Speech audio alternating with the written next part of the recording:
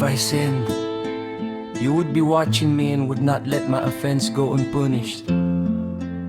Kung ako'y nagkasala, ako'y binabantayan mo at hindi mo pababayaang walang parusa ang aking kasalanan.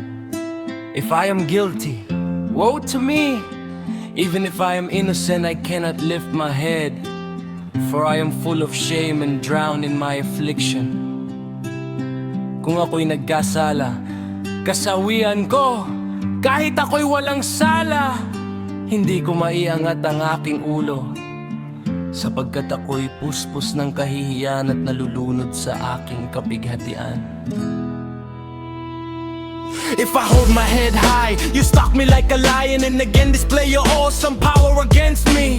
Kung ako'y magmamalaki, ako'y hinahabol mo tulad ng isang leon at muli mong ipinapakita ang iyong kapangyarihan laban sa akin.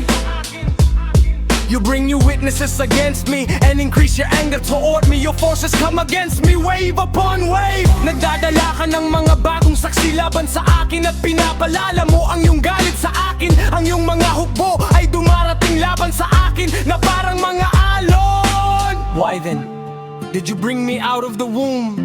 I wish I had died before any eyes saw me. Bakit mo pa ako inilabas mula sa sinapupunan? Sana'y namatay na ako bago pa ako nakita ng sino mang mata. If only I had never come into being, or had been carried straight from the womb to the grave.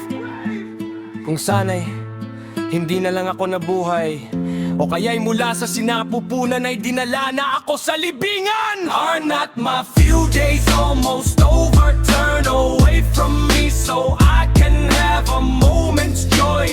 Di ba't ang kaunti kong araw ay malapit nang matapos? Lumayo ka sa'kin upang ako'y magkaroon ng sandaling ligaya, before I go to the place of no return, to the land of gloom and utter darkness. Bago ako pumunta sa lugar na lalang pagbabalik sa lupain ng kadiliman at lubos na dilim, to the land of deepest night of utter darkness and disorder, where even the light is like darkness. Sa lupain ng pinakamadilim na gabi, ng lubos na kadiliman at kaguluhan, kung saan ang liwanag ay parang kadiliman.